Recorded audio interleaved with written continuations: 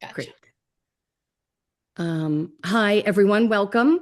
I'm Allison Canis, and I'm pleased to be hosting Chris Gallant, who's running to unseat Lalota, and we thank him for putting his hat in the ring and helping us dig out of this hole. I started Indivisible Long Island about a year ago, and we've been building our base and collaborating with others. And we've been focusing a lot on protesting, but now we're getting down to the wire here, where we want to get more involved with the local politics and helping out our activist organizations and groups, helping the Democratic committees get our people elected. So that we're kind of starting it here. We met with Lucas Venturis a couple weeks ago. So Indivisible is not allowed to endorse any specific candidate, but of course we support everyone at this stage. So we want to hear from everyone, and we're just thrilled that you're here with us, Chris, and that you took the time to talk to us. So we want to hear more about you. So if you want to start with what made you get into the race? Tell us a little bit about your background, general things like that. And then the format of this will be that I don't know if any of you guys were here for the last one, but it worked really well. I have two members of our team here at Indivisible, Corrine and Nick, and they are going to be asking the questions. You can, of course, post questions in the chat. We even saved the questions, I believe, from the last time, so we can make sure we cover them. And we'll try to get the ones in the chat. But we worked hard on trying to cover a lot of bases here, but of course we want to hear from you directly if we missed anything. So you can put it in the chat or raise your hand, and we'll proceed from there. Did I miss anything, guys? Karine? You're good. Okay. Okay, so now I'm going to pin Chris and turn it over to you. Awesome. Well, thank you, Allison, and thank you everyone for being here and coming out again on a Friday night. It really means a lot, and I do appreciate it. So thank you. So I'm going to start out with just a little bit of who I am. So for those of you who might not have heard me speak before or know a whole lot about me, but my name is Chris Gallant. And my entire life, I've always believed that if you want to see change, you have to be able to step forward and actually take action. In When I was in high school, I watched 9/11 occur, and then we started invading Iraq. And at that point, I decided that I needed to serve my country and do my duty, and however that looked. And I thought that joining the military at that point, I joined the military at 17. I went to basic training between my junior and senior year of high school. I've always been a National Guardsman. I became an air traffic controller and deployed in 2012 was my first deployment. And I just that it was that joining of the military and becoming a member of something bigger than myself that was inspiring to me to say that I've now become a man and grown up, and this is what I've always wanted to do. I still am in the military. I later on became a Black Hawk helicopter pilot, which is what I currently do today. It was actually during COVID that I went through flight school. Actually, during the COVID mission, believe it or not, we actually was assigned to the Jacob Javits Center. I actually ran that facility from the ground up. I worked as the Unified Command Safety Officer. I was the one of the top leaders in that environment there. I was there from day open to day close, which was again working with every three-letter agency you could possibly imagine. Some of them I didn't even know what their names were. Well, I did afterwards, but not until not when we first started. But we had a really great group of people that worked there, and we were very successful in everything that we did. And I can tell some more stories about that later. Um, I also worked with the Secret Service during after the Trump assassination attempt. I've flown missions across the Eastern Seaboard, protecting all of the presidential candidates during the last presidential election.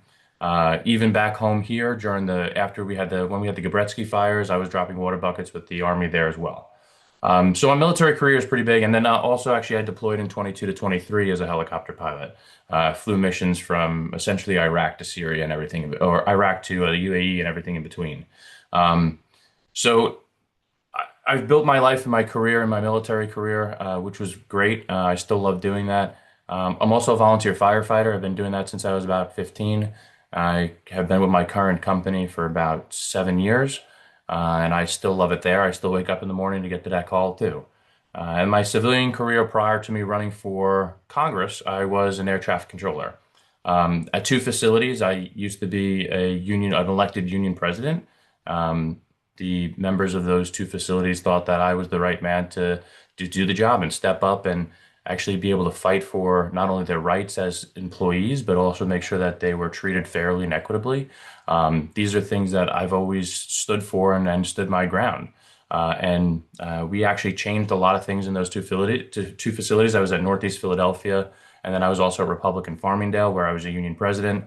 And then I switched over to JFK Tower, which is where I finished off my career.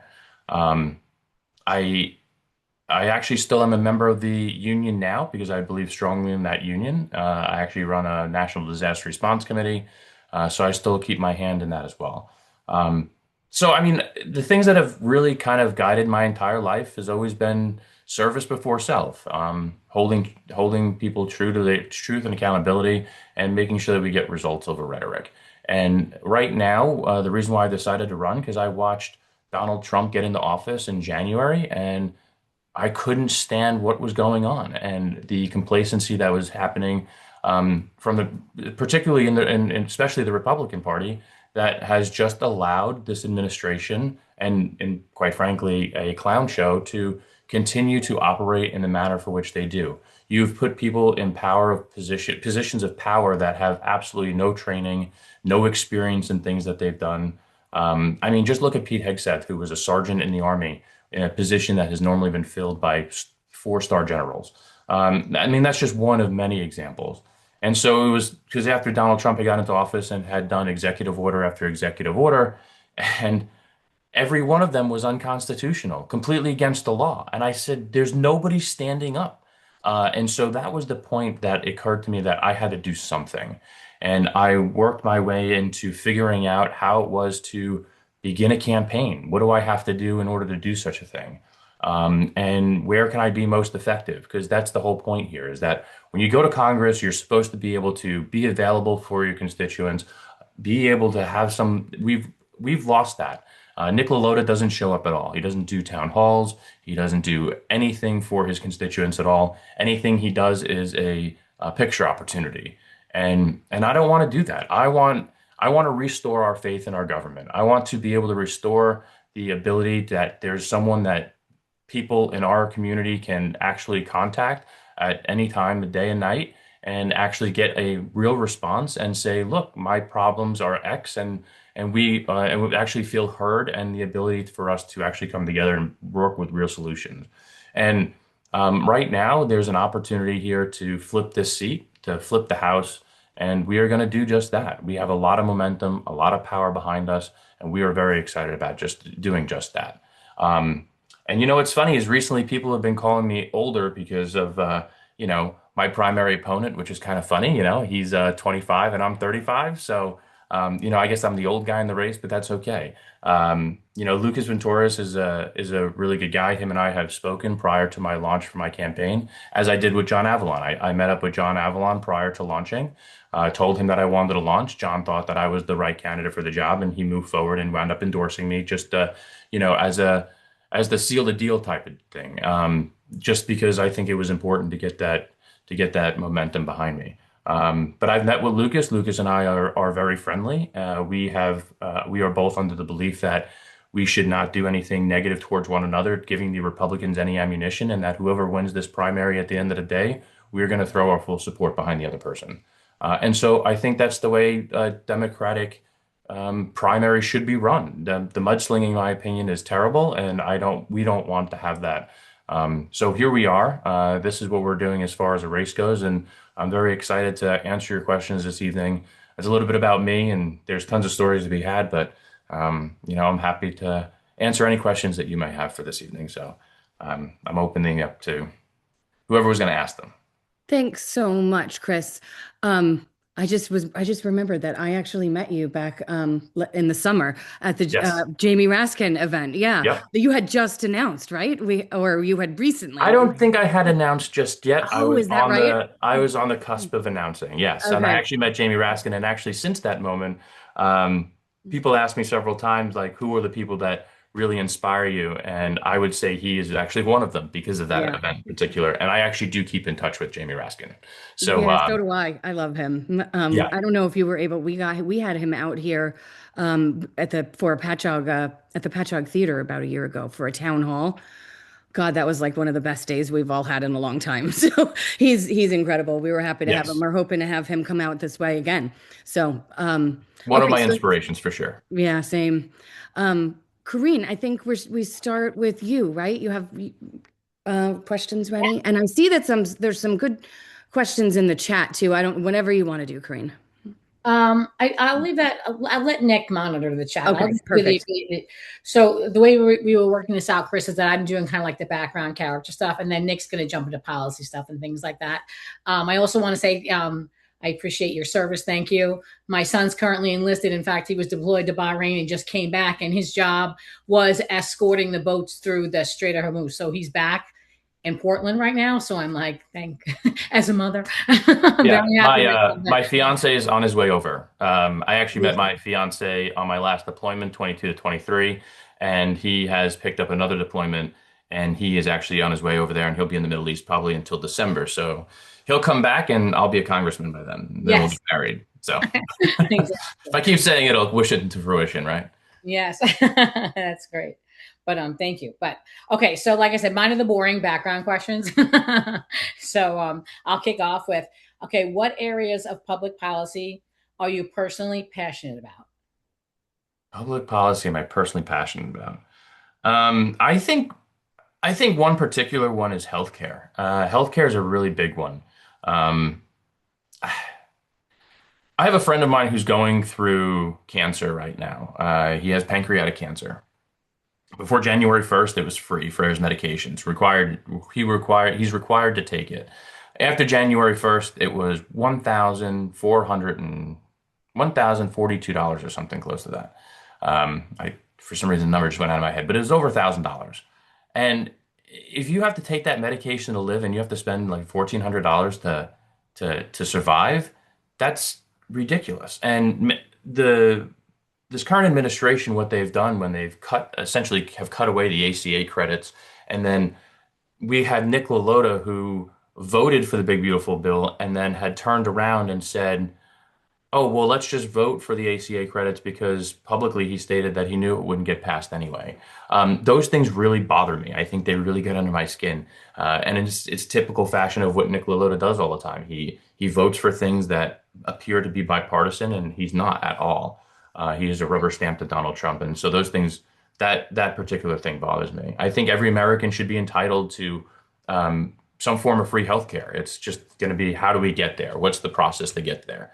I think the first thing that we can do immediately once I get into Congress, I mean, I'll be a freshman, so understanding like what my role in that would be, I would absolutely be voting for what the Democrats are trying to push right now is having Medicare cover dental, hearing, and vision. But I mean, I think ultimately we all want to have every American to be entitled to free healthcare. We are the greatest country in the world, and we should be supplying our citizens with healthcare that should be the best in the world as well. Agreed. Thank you. Okay. What do you believe are the core responsibilities and values for someone elected to this office? Hmm. I actually I my three of them. I always think service before self. I demonstrate that every day in the jobs that I do in both the fire department and the army. I'm making sure that there's truth and accountability to everything that we do. As a union president, I always made sure that the people that I represented was fully informed as to everything that I was doing and how I was doing it, making sure that they understood not only what I was doing, but the reasons as to why I was doing them. I think those things are really core principles as to what we should get out of our representative, and making sure that we get results and have that stand far above the rhetoric. And that's exactly what I'm going to do. Utilize these platforms as social media because I think it's very easy to communicate that way. Holding town halls because again, as much as it is for me to push out information, I want to actually listen and understand what it is that the constituents need. And I'm going to be doing that by holding town halls and listening every day. I love, I appreciate that. We haven't seen the town hall in a long time. Well, I held my first public town hall the last month. Mhm. I was trying to do one out east, but right now it's kind of difficult because it's petitioning season. So I Yeah. think right after petitioning season, I'm going to try and do one out east now and kind of do them rolling. I mean, my goal is once I do actually get into Congress, I mean, hopefully we do. We're looking very positive, but to at least hold one a month, Mhm. have them be on different days in different areas of the district so that everybody has the opportunity to attend. Which would be great. I mean, especially out here. I mean, Zeldin was no better. Like this is a rolling year after year for us that we have no one to listen to us. you know. Yeah. Okay, so my next question: why you? What qualities do you possess that you believe would make you a successful congressperson? My determination and tenacity. I am in again, I've served my country in just a different uniform, and that's what I look at this as the service in a different uniform. Um, I am determined to fix what is wrong with Congress right now. Again, Congress has the lowest approval rating probably in its history, and we can change that. I believe that we have the option, the ability to actually make effective change. And sometimes people tell me that, oh, it can only take one person. Well, I don't believe that. I believe that it does only take one person sometimes to start building a coalition and start building a movement. And I think that we can do that. And we're going to start it here and start it now. And I have had that drive with all of my careers in years past. I have the experience of leadership that really kind of drives my abilities to come to the table and actually figure problems out and solve them. And that's exactly what I want to do. Excellent. Okay, and my final question for me um, is: who is or was your mentor or hero, and why? Hmm. Throughout my life, I guess you say. Correct. Doesn't matter who, just a person and who their your mentor or hero and what made them so important to you. You know, I've had so many, Yeah. which is good because it really made me very diverse in the things that I've done. I mean, I can outline a hero that I've had in the military for many years, and it was my senior one of my senior sergeants that would always again show up instead of leading with like by yelling, always led by example. And also never yelling at your subordinates because you never know who that window washer or the guy who's picking up the garbage is going to be one day. Maybe he could be one day your CEO. And treating everybody with respect, no matter what level that they're at. I find respect to be the ultimate thing above all. Even right now with the staff that I have that work for me, they're like, "You're the easiest candidate I ever worked for." I'm like, "Yeah, well, if I'm yelling, there's a serious problem." And I never yell. I never yell. I never get angry. I never get upset because that doesn't really that makes for a bad work environment. And so those are some of the things that were instilled in me early on in my career. And the sergeant that I had worked under really kind of showed me how to actually maneuver that. And so I would find him to be somebody that I kind of mimic every single day. Great. Thank you so much, and thank you for being here today. Yeah. I'm going to pass it off to Nick Allison. I think we're up to Nick, right? Yes. Yeah. Hey, Nick, do you want me to grab some of these questions now? Because there's Oh, some good general ones, or you want to pepper them in with your other ones? I was gonna pepper them in. I was gonna start with current events, Okay. Yeah, there's and some then good we'll move general through ones some there. Make sure we have policy, time and for then that. we'll go through more campaigning stuff, is Okay, cool. what I'm looking at here. Thanks. So current events, with everything that's going on in Iran, what's your stance? How do you feel about boots on the ground? So, so my big issue is really the hypocrisy. Donald Trump ran on saying that if any other president got into office, they would immediately start a war with Iran. And we are a year and a month in his presidency, and we are very close to boots on the ground. And at the same time, when he threw bunker busters at them several months ago, I thought that was it. That was the end of their nuclear program. Um, yes, I understand the fact that Iran should never have nuclear weapons.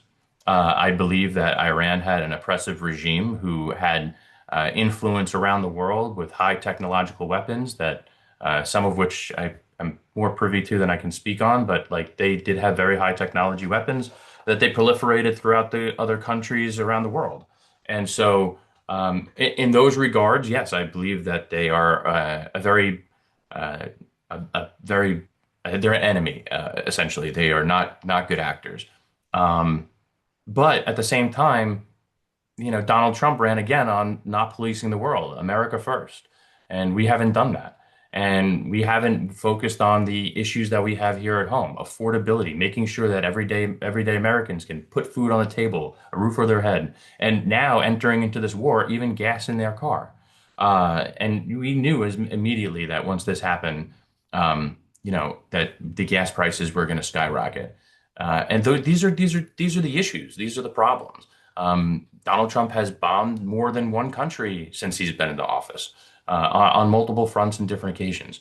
We're stretching ourselves thin, I think, and we should not be dealing with a forever war with no clear end goal in sight. Um, the next current event, immigration, ICE. I'm more wanting to hear if you were to go to Congress, how would you assess or um, address the immigration issue? What laws would you like to see passed? What's your ideas?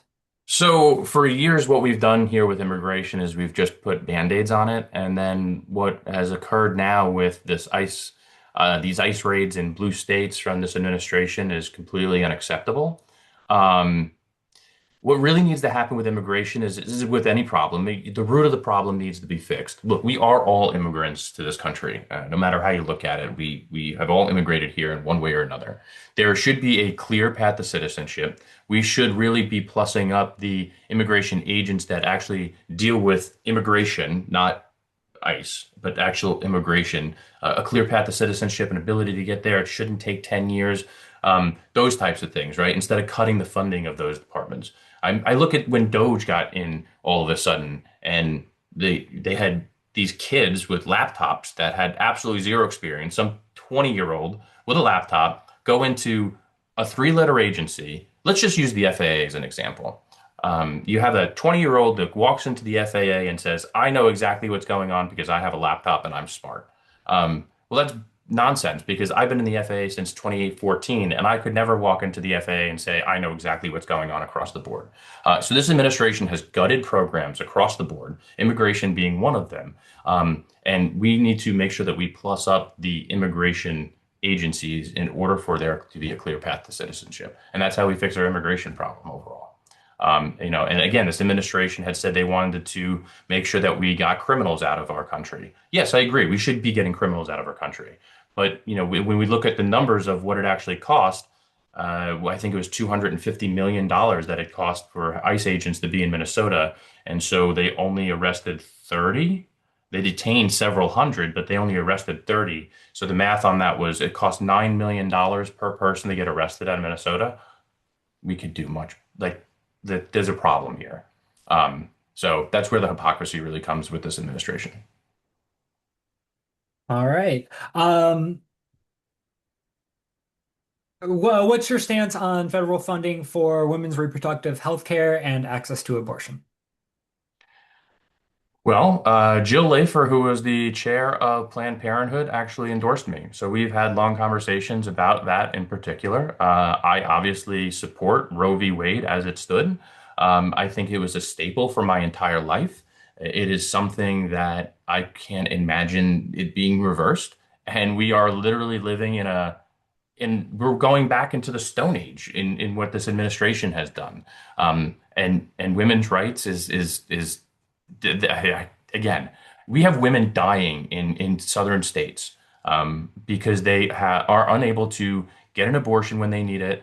It's now illegal for them, even if mother's health is at risk. People are dying, and it's costing them thousands of dollars to cross a border to go get an abortion elsewhere if they absolutely have to get it, or even rape victims. There are real serious issues and concerns with the overturn of Roe v. Wade, and I hope that once we do get into Congress, that we can actually make effective bills and actually pass laws. Excellent. The question from the chat, thank you for addressing the big federal issues. What are your views on our delicate environment on Long Island, the waterways, parks, etc.? How can we protect our natural areas and keep Long Island unique? Well, one of our biggest environmentalists, I think, Steve Engelbright, he's a very big environmentalist. He actually endorsed me as well. And so him and I had long conversations about how do we fix some of these dams? How do we bring in federal dollars for that? Again, when we talk about Nikola Lotus specifically, he could have brought federal dollars to fix these problems years ago, and he has decided to wait until an election year when his seat's at a risk. And that's not leadership. That's literally pushing things off and utilizing things to tout when you need to tout them. My goal would be to make sure that we bring in federal dollars immediately. My first goal would be to bring in federal dollars to rebuild our infrastructure, bridges, roads, rails, um, whatever that looks like in order to make sure that our beaches are rebuilt, getting Army Corps to do those things. And even our projects are green energy. I mean, our wind farm that is on the East End that has gotten stopped and started and stopped and started. It's gotten stopped and started so many times I don't even know if it's going at the moment. I do fly over it every now and again, but and it looks pretty good from a distance. But it is a project that needs to get accomplished and get completed and continue to see it through, and make sure that we do get federal dollars for projects like those. Okay. Have you been to DC before, and what is your plan for how you plan to deal with the constant stream of people who come to lobby you, both your constituents and outside special interest groups? So I've been to DC actually several times, and as a candidate for multiple reasons, I am not interested in lobbyers at all. I am interested, and again, this is how I built my platform. You know, it was very funny because on the earlier part, when I first had launched my campaign, I would get the complaint all the time, well, you don't have positions on your website.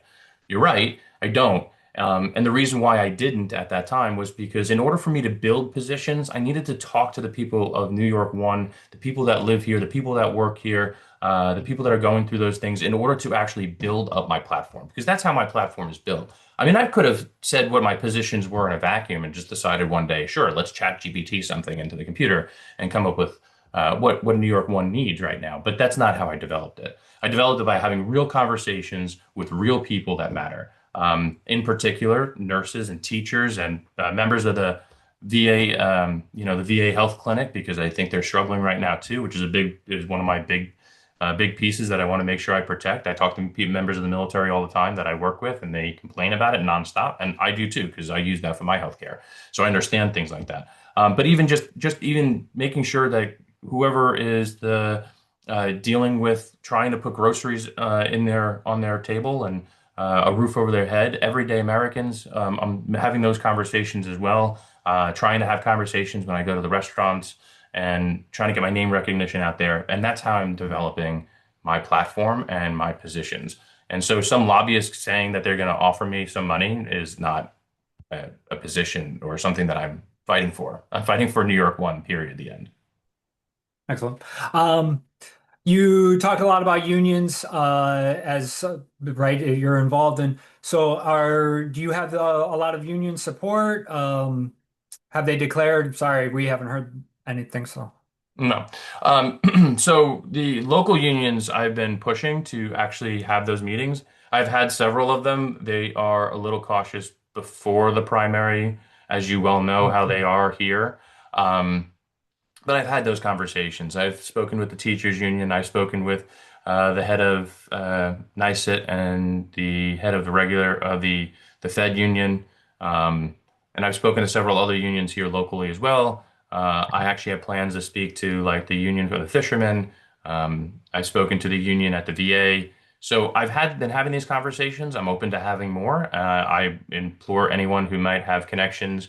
I'm happy to sit down and speak with them. And again, working on endorsements later on down the road or as soon as possible would be great. But they seem to be very positive and motivated in my direction. excellent. Um, I know you addressed healthcare in the beginning. Is there something specific that you do want to see happen?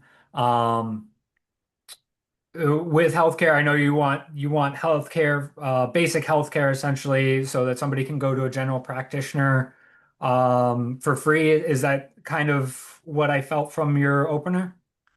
Right. So, like I said, the first steps would be to have Medicare cover dental, hearing, vision. When I speak to a lot of the union members, they tell me that they would still want to be able to have a paid option. So the hybrid healthcare system thing that I was thinking of kind of fell in line with almost like a program that they have in like Switzerland or Germany, whereas everybody would be entitled to free healthcare, but an employer paid option is still available.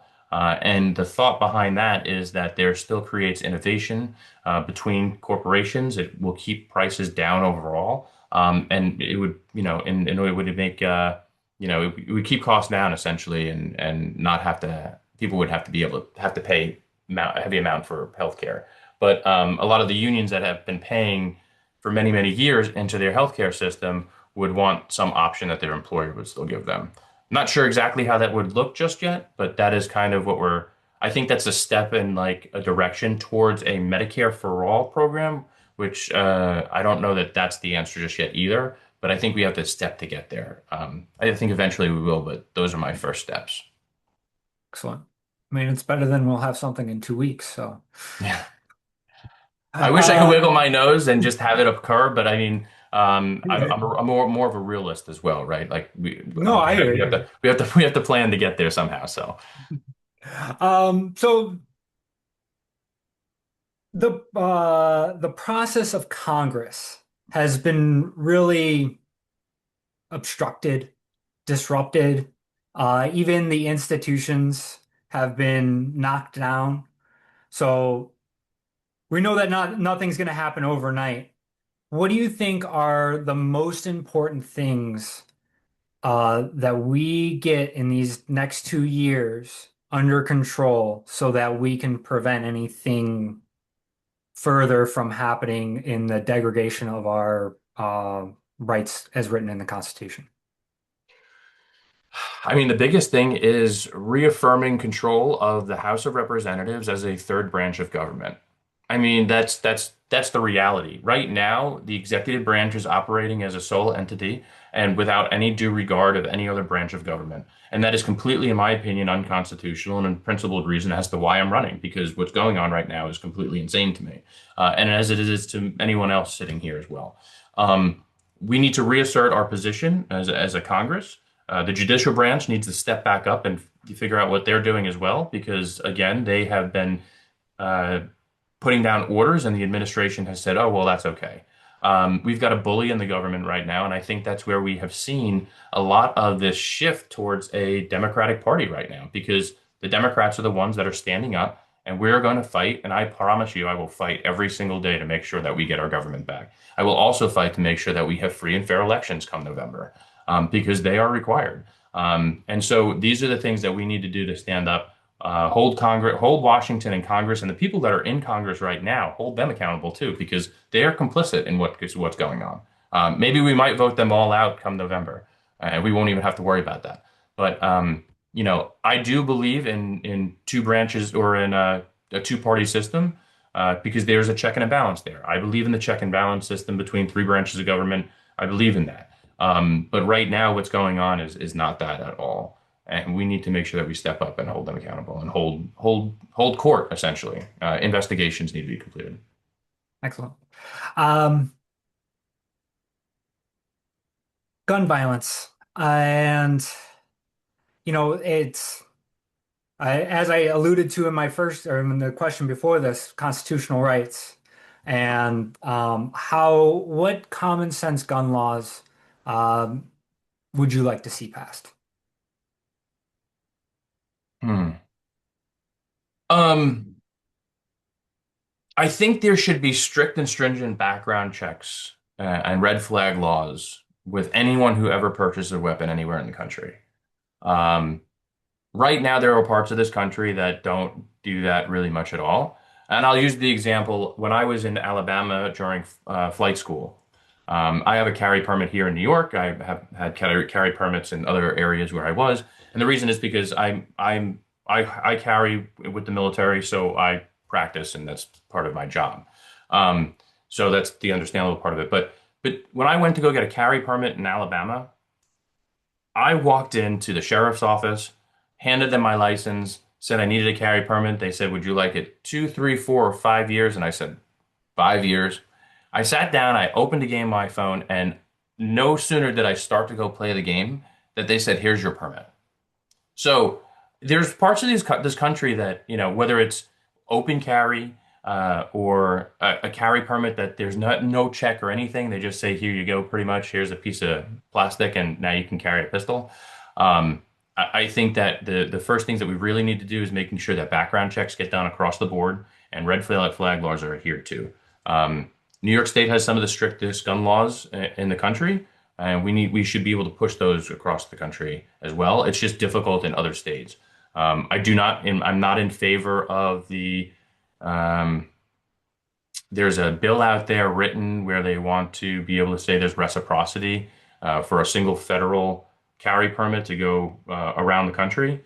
I'm not in favor of that as it's written because there's no protections in that whatsoever. It would mean that that guy in Alabama that basically just went and got a permit can just walk into New York State and carry anywhere in Times Square. So I'm not in favor of that as it's written. Okay. Gonna move on to some campaigning stuff. Uh, what do you think you need to do to win this district? We need to raise about $7 to $8 million for starters. Hey, man. So I mean that's really a big thing.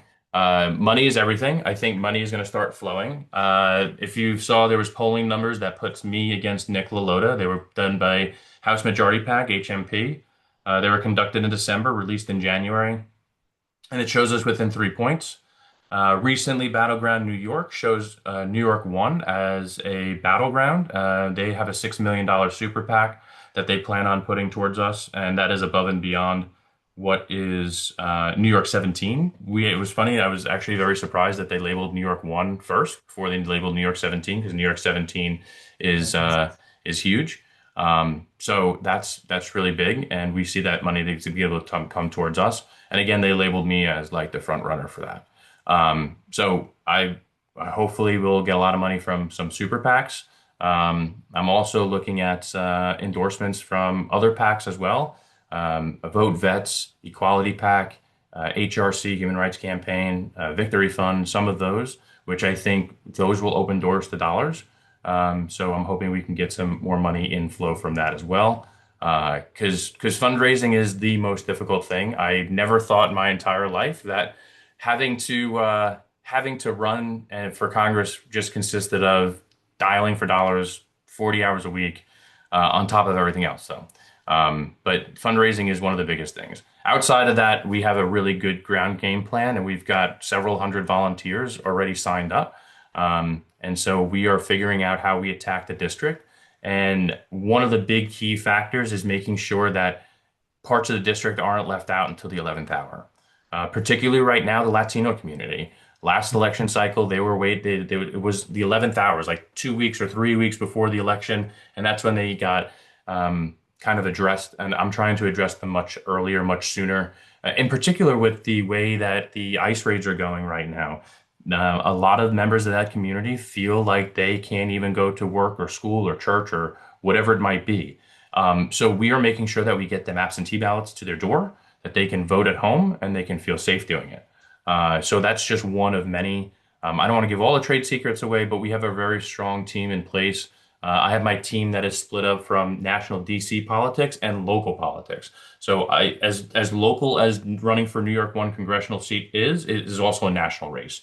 It is one, Washington is watching this race very closely. So we are in very close communication with them. And at the same time, we have a lot of local experts that are a part of my team. Excellent. Where's your office located? So I don't see the need to spend money on an office just yet, but we will be in Smithtown. Okay. We'll And probably get an office right after the primary because we were already worked out with the Smithtown town. That's probably where we'll be because they're right on Main Street. We could have a big sign. That'll be headquarters, and then we'll probably do. I'm thinking we'll have another one in Riverhead, maybe another one in the Hamptons or Amagansett or something. Probably one in each fork, and then somewhere in the middle, just so we kind of have access across the island. And so we'll see yeah, how that works out. But definitely Smithtown will be headquartered. excellent. From the chat, you live in the district? I do not, which is actually a benefit. Living in New York, one or living where I live, I'm actually about 5 minutes from the supposed line, which again, redistricting could move that line tomorrow. Fortunately, it hasn't.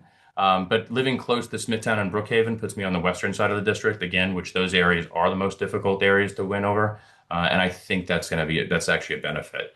When I do get elected, I actually already I'm waiting for my fiance to come back. We actually do want to move anyway. We're probably going to be moving to Smithtown area, Smithtown or even Northport area probably. But we're waiting for him to get back, and so when he does, we will do that. Excellent. Let's see. I've got 7 more minutes. Um, That's it. That was fast. I felt like it well, was for quick. me, and then, or no, actually, I'm sorry, I have +5. I got until 8:55, and then Allison will finish up with you. Um, what law would you pass to overturn Citizens United? Oh, and just Patricia. So I'm not. It's not corporate PACs. It's like union PACs and PAC money that goes with so Equality PAC is a LGBT group that promotes gay candidates, or Vote Vets is a veteran PAC. So it's not corporate PACs. Do not take any money from corporate PACs. Just to be clear. And I'm sorry, with your question again. What law would you pass to overturn Citizens United? I mean, Who would you? I would vote to overturn Citizens United.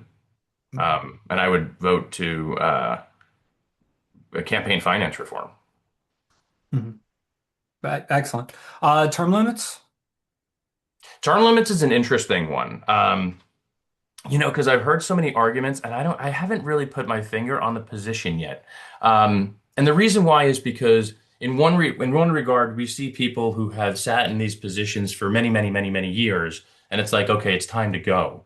And they would like to see members of Congress that only have 3 terms, I believe it was. Um, but in some ways, having some of these more experienced people in Congress gives that continuity so that when you do get newer members of Congress, they have somebody to lean on and someone with the experience. And I guess if those areas of the country would want to get them out of that seat, they would vote them out. Um, so I don't know. I'm kind of torn. I understand where the term limits comes from, and I kind of understand where they don't. So I still haven't really put my finger on that answer yet What about because term limits? they've contacted me. They said, "Would you sign this?" And I said, "I don't know yet." So, What about term limits for the Supreme Court? yeah, I would see term limits for the Supreme Court, and I would actually be in favor of plussing up the number that are there. But I would, maybe like a 15-year term limit or something, or some maybe an even number, 16-year term limit. Just again to keep that continuity of like who they are, um, but right now, I would actually my primary thing would be to actually plus up the number of Supreme Court justices Yeah. once Trump gets out of office. But I also think that Um, the Supreme Court should be bipartisan, should not have anything to do with politics, and that's not the case. And I actually that is one thing that drives me crazy, is the fact that we have Supreme Court justices that rule in favor on party lines alone. yeah. Throughout the course of your life, being a military, I'm a veteran as well. I was in the Navy for 6 years, submarines out of Groton. Oh, thank you for Um, your service. Thank you for your service. Tin can Um, sailor, right? yeah, well, Yeah. how would you say over the course of your life you've identified your politics? Whether or not you can keep it simple. I've been a Democrat my whole life, or hey, when I joined the military, I didn't know anything, and then as I went along, I developed different. I grew up in a very Republican family. My parents were Republican. When I was younger, I mean, I grew up into that. I actually used to debate for Junior States of America in high school, and as a Republican. But I grew up and realized the world was a lot different than what you live in, essentially. And so eventually I wound up turning my whole family into Democrats. So if that's any indication as to how we are. Um, that's kind of just how I've been. I feel like the Democratic Party are all the things that I stand with, and the Republican Party is not. And also, the Republican Party of today is not what the Republican Party of yesterday was at all. So those are issues as well. But at the same time, I also get the question, I think, which is where you were kind of leading, do I label myself as a progressive or a moderate? And I don't label myself as either one of those. I label myself as a Democrat. There are some issues where I may be a little bit more left, and there are some issues where I may be a little bit more center. But the thing is that, again, this is where I built my policies from. I built them from talking to the people of New York One, and that's where I really kind of dive into, okay, what is it that I can do for you? And then how does that work together? And then we make those decisions that way. Excellent. I love Cindy's question. What do you think about expanding the House of Representatives? Essentially, right, states like New York or areas like ours, maybe not Suffolk, but Nassau for sure, right? Their portions of representation, is less than ours. There's Yeah. more people there for per representative. So So, by funny enough is, I think it was 20 or 30 years ago, every member of the House had about 250 to 260 constituents. Right now, I have 780,000 constituents. Um, so the number of people that I represent is significantly larger. They did say when we were looking at some numbers, because this question was asked quite a while ago, that if we did up the number of representatives as to have the number of constituents that were there about 30 years ago, we would have over 680 members of Congress. So I think they'd need a new house. I'm just not sure how that would work. But I mean, yeah, kind of. but I'm sort right, of for it. over the course of time, right? I Right. understand that was only 30 years ago, but Yeah. if you really think Yeah. about it, it should have been expanded back Multiple probably in the times. 40s and 50s. Correct. Yeah. So So, yeah, I mean, I would definitely be for it. I just don't really know how that would look or work. But yeah, I mean, I do. I agree. I think that the number of representatives in the House do need to expand so that people are more equally represented. Because again, as John Adams said, the House of Representatives is supposed to be a micro image of what the country is. Each representative is supposed to represent their district and bring the voice of their district to Congress. And again, that really doesn't happen very much because oftentimes it turns into a partisan game. And that's not what I'm about. I'm about the voice of New York One only. excellent. Um, up here, HQ. They could use the ballroom. Yeah, that's a good idea. Yeah. So Loyola has put out one commercial essentially about the salt tax credit. What's your viewpoint on that? I have been avoiding my taxes and I need to stop doing that. So I I got haven't to do looked to mine see too. how it affects me yet, but Um, No, Nick LaLotta touts the SALT Act so much. He talks about salt so much. I actually, I ordered a case of salt that says Gallant for Congress on it, and I wanted to send it to his office. So we'll see how that goes over. But the reality is that, he just, he's not in reality. When he talks about this whole SALT Act, the idea is that we need to actually drive in and drive home the reason of its originality. Donald Trump in his first term decided to utilize it as a attack on blue states, particularly New York and California, where taxes on houses were over $10,000. And so when you look at that and you really drive home the fact that this was an attack on us here, and then Nick LaLotta turns around and says, "Well, I increased the $40,000." Well, the reality is that that doesn't really help the low income families at all because well right. first of all they haven't even utilized those tax brackets and they're not spending that much money anyway. And does it really bring in money to that middle ground? Not a whole lot sometimes. So just making sure that we message that across that what he's touting is just talking points that are completely false. Yeah. It's kind of this you finally go, damn, I'm starting to make it. And then you hit the next tax bracket and boom, it's I really that's how much Yeah, you're taking now.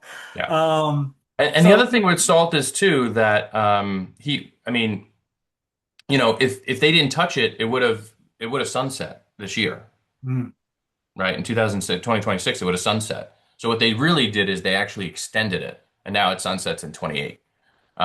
So yeah, that's making sure we message that too, because people don't, I don't think, realize that it would have sunset when it went away, and it should have been repealed and just gone away.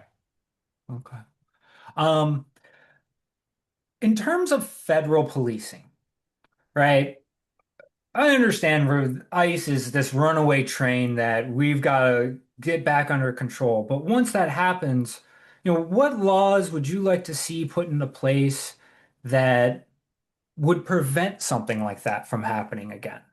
My thoughts are around masks, no-knock warrants, and like when things are allowed to be used, a judge being involved in a lot of those decisions. You have any thoughts on that?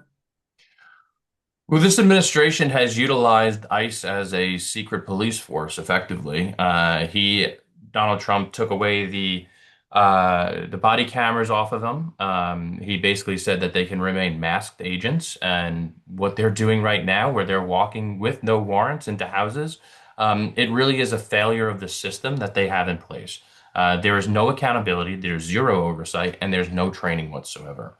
Some of these ICE agents have applied to become an ICE agent, and they are in positions holding a gun in the streets after only 30 days of training. And this was seen in the investigations that the House Subcommittee and the Senate Judiciary they did the investigations, and a lot of the testimony came out saying that yeah, there's no training whatsoever as far as what laws go. I mean, you and I both know, right? It takes years to go through military training. And then not only that, though, after you go through your training, it takes more years to get proficient at whatever job it is that you do. And that's not what happened. They did a mass hiring of all these agents, which all should get fired, essentially. They did a mass hiring of all of these agents that have no training and they're out on the streets with no oversight and no accountability. So that's really where the problem comes in. And yes, I mean, these laws should be in place.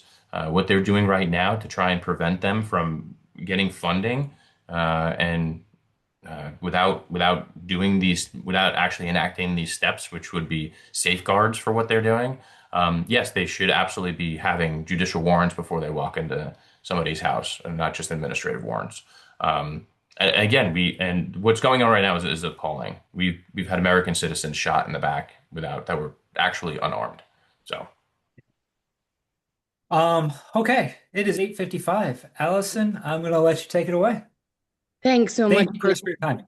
Yeah, thank you, Nick. Appreciate it. Thank you so much, Nick and Kareen. There were a couple of things in the chat that I just were general that I wanted to cover that I was very curious about that we didn't hit yet. Sure. How do you identify, self-identify, not as a politician? Like, are you centrist, progressive? How do you? I'm gay. Well, no, I knew that, but I'm talking about politically. Oh, no. No, there is I really don't I don't identify myself. I think I kind of went over this a little bit earlier. I don't necessarily identify as a progressive or a moderate. Identify myself as a Democrat. And the reason why is because we have such a big tent, and my job here is to represent all of it. And there are some policies that I actually agree with and I really feel strongly about that probably are a bit more progressive on the progressive side. And there are probably some other policies that I agree with and I think that are probably a little bit more moderate. Again, I want to fight for the issues that I think will best be effective here for New York One. And so I have not labeled myself as one or the other, and I don't think I ever will. Okay, cool. That's all right. And then another question, we talked about this with Lucas also, and I don't know if we're going to have the time to set it up, but we would love you guys to like debate. Is that something you've ever considered? Or is that, Lucas said there wasn't really a forum for that, and we were thinking that maybe we could step in as the activists here and help out. Well, so Lucas and I have done tons of these dual, like where we standing next to each other, we both answer the questions. Oh, so, okay. All right. We've done many of them. I mean, I've done 10, 11 of them. I'm doing one on Wednesday, I think. And they're all great and good, but sometimes questions come out about what am I doing in my camp essentially. And then so those things are all of a sudden in a week or two coming into practice with somebody else's camp. So I'm kind of shying away for those. I would like to have a debate towards the end or when we get closer. And yes, but I think we need to just have one debate at the end of it at all and call it good. And the other thing is too, I don't know if anybody here understands that there is some third candidate that is apparently getting positions. An infectious disease doctor. But he is like hasn't done any of the appropriate steps. Okay. Um, so he hasn't contacted anyone. He just all of a sudden has decided to jump in. But we are well aware of who he is and what he's doing, and we are working that out.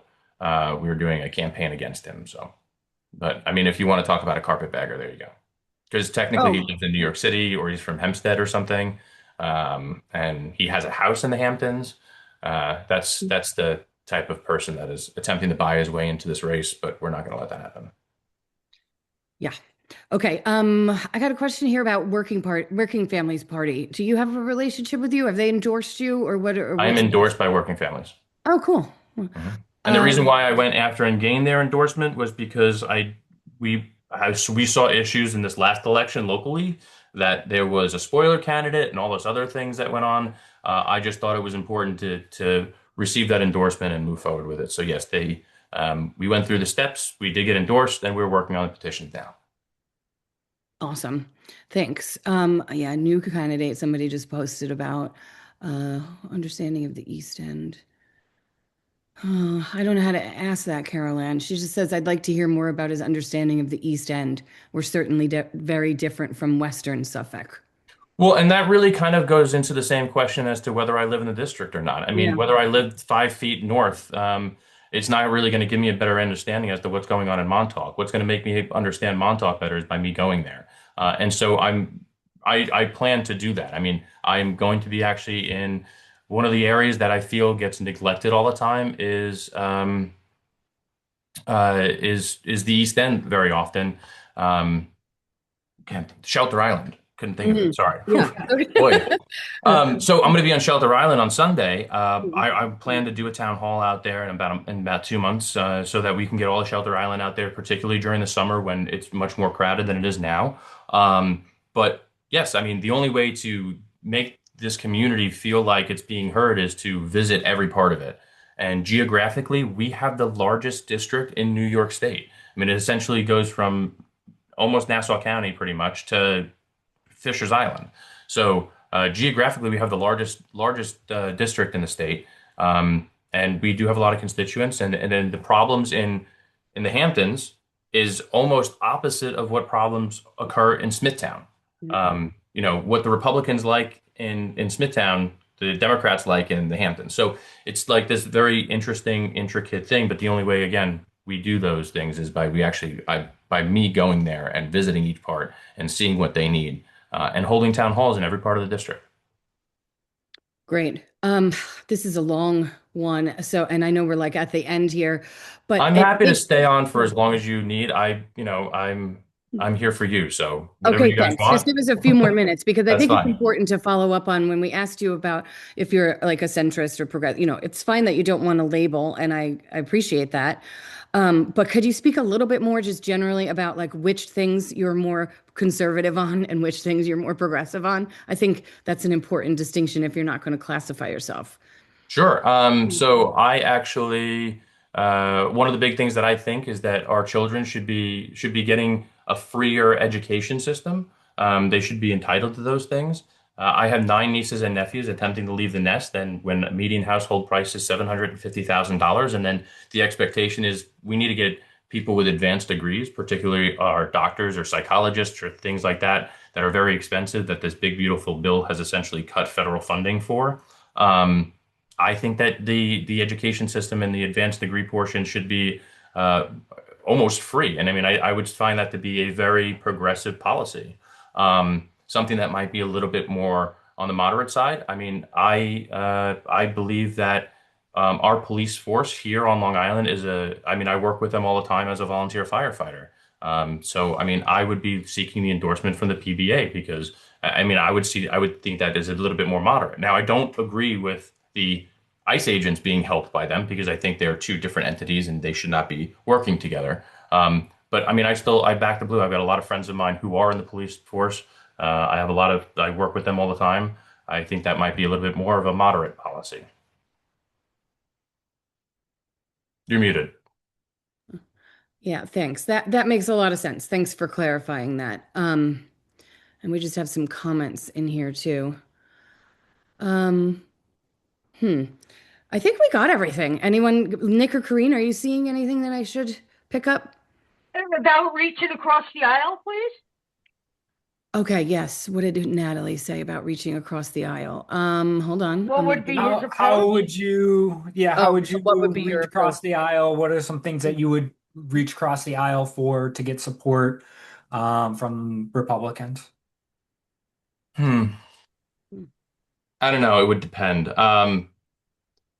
It would really depend. Again, I really want to look at what the issues are here, and if there's any issues here on Long Island and New York One, that I would actually be reaching across the aisle to kind of pull in our counterparts to work together to make it accomplish something. Is there anything that I can think of right now at this moment? Not really, because of the way everything's been going. There's nothing really to reach for. But yes, I mean, I would absolutely be working to reach across the aisle if I needed to. Or at the very least, what I've always done in all of my careers is that I've always been able to pull people in. So if I can get some Republicans on my side instead, to work with us, is something that I would think that I would be able to do. Great. Does that clarify it for you, Natalie? Yes, ma'am. Thank you, Okay. Chris. Of course. Um, since Chris is going to give us a couple more minutes, if there's anything that anyone else, one or two questions anyone wants to ask, you can go for it. If we didn't catch it. Otherwise, Can I ask something? It's of Gail. course. Hi, Gail. Yeah. Yeah, what I found very interesting was that your military career, your work with the unions, and now you're just mentioning the police. The Democrats have terrible support from these organizations, and that is like a large portion of Long Island population. Absolutely. So I'd like you to win. Thank you. So, what can we do or what can you do to kind of gain support from some of these organizations? Well, and that's actually the perfect point, and this is why I say about supporting our police force and making sure that they are trained because making sure that those things are available to them because they do protect us at the end of the day. Closer. In the military and in the fire department, they do lean very Fire right. department. Every Yes. every Yes. every day I go in at 11 o'clock in the morning to go see the old guys and drink some coffee. What's on TV? Box. Right. Every morning. Shocking. So Yeah. and the conversations always pertain around Fox News. And so I need to defend my position. How do you do that? Well, they often tell me though that I would be the first Democrat that they would ever vote for in Wow. both the military and the fire department. And so if I can do that on a smaller scale, I can see how we do this across the district. And the reason why they feel that so strongly is because they trust me. They understand who I am as a person. Mhm. They know that I'm always there. I have the ability to speak to people or with people to come up with real solutions that actually will work. And they think that if I actually get into this position, that I'm going to do the job and do it right. And that's how we win the district is just pulling that strength that I have in these very Republican areas as well that I do work in, which again, we have very differing opinions on many things, but that's okay though. We can have an actual adult conversation, which is the way things were before Donald Trump ever got into office. When we talk politics before Trump's era, we could have conversations with our counterparts. May we not agree all the time, but those conversations were happening. Since Donald Trump has got into office, those conversations aren't happening so much anymore. I think actually this is the first year that I've seen it come back to that because a lot of these Republicans that voted for Donald Trump, like they were MAGA, but they're realizing like what is going on right now, and they're seeing that what is going on is completely wrong. And so I'm seeing, especially from my friends here that I work with, that track back a little bit. So the Oh, conversations are starting to become normal conversations again. And they're seeing how, okay, like we need to change because what this administration is doing is completely wrong and not what anyone voted for. I thank you. just have one more last question. The question would be is if you do lose this election, Chris, where would you be heading after that as of politics? If I lose this election, and you mean against Nick Laloda or in the primary? Yeah, or in a primary or sick or loser. Yeah, either one. Actually, it's a two-step answer, right? If I were to Yeah. be unsuccessful in the primary, again, my goal would be to give all of my support, my team, whatever required to whoever wins the primary, because failure is not an option in this race, and we have to win come November. So I would provide my full support. Um, After November, if I am unsuccessful, I mean, I would want to go somewhere where I could, again, use my services could be utilized. I would more than likely go back to air traffic because they are desperate for controllers. I mean, I loved my job as an air traffic controller. I mean, I definitely miss it. I loved my career there. I did very well there. And I would probably go back to that because they are in desperate need. Awesome. Thank you so much. Thank I you. think, yeah, I think that's a great place for us to wrap. I just had a few things. We are Indivisible Long Islanders co-sponsoring with a few of the activist organizations and indivisible.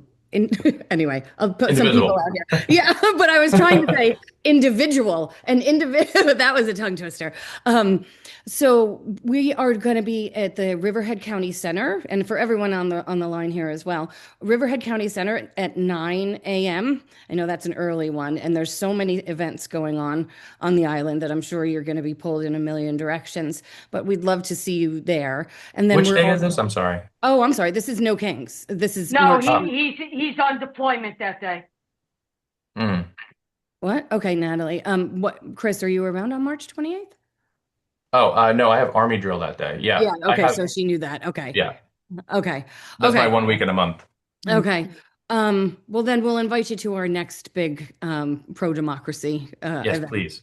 And, just I'll end with, I think you have a real opportunity here. And I think that what I've experienced over the last year and what I hear from other more experienced activists and Democrats out here is that we have that there's a real gap between the candidates or the elected officials working with the activist organizations out here, and I think it's a really missed opportunity because you have and especially now in this climate we are gathering a lot of momentum and a lot of support, and I just encourage you to use us. We're here for you, Yes. and don't like we see I think that's if you're able to partner with us well, I think it'll really help you in the long run. So we're here for you. We support you, and and we support whatever candidate gets in. I'm sorry. No, of course. I Um, totally understand that. and yeah, we have some issues with getting Democratic committees and others to partner with activist organizations, which I think is just such a strange thing that I've been experiencing. So I hope that you um, tap into us in the future. We're here. We're organizing. We're mobilizing. We're growing, and we're going to be shifting our focus from protests to the primary season and Okay. elections. So, Yeah. and I also know that National is putting money behind flipping the seat for Lolota too. I don't know if you're aware of that yet, I but did not know that. they think this is a battleground seat as well, and they're going to be putting some money, some people and money support behind that. So if it's you, let's work on that together. Yes. Yeah. Okay. I am Um, because I am working with a couple of groups. Like, I mean, I've been in contact with a couple of groups, so I'm actually very happy to be here with you guys as well. Democracy Forward Long Island is a they're really great. great group as well. Yep. Link is a very good group. Yep. I really like the people that run that, and it's a pleasure being here with you guys. There's a couple other smaller ones that we're working with, but making sure again, ultimately, that once the primaries are over, that we all unify together. We use every piece of asset that we have because we have to, and failure here is not an option. We have to get Nick Lillard out of office. We have to flip the seat, and we have to flip the house. I completely agree. Yeah, so we are anybody else on the line. We're 9 a.m. Uh, at the county center in Riverhead and 12 p.m. in Hampton Bays. But there are others all throughout the island on No King's Day, March 28th. So I'm sure I hope we see a lot of you out there. And Corrine, she has her hand up. I just want to say thank you to Chris and for Ava working with me to organize getting you on tonight. Thank you so much. Thank Thank you you. so much for spending some time with us, Chris. And thank you all for coming. Thank It you. shows the energy behind and how activated we are right now. So thanks, Yeah, everybody. 100%. All right. Good Well, luck thank to you. Have a you. great night. Take care. Thank you. Thank you. Thank you, guys. Bye. Bye.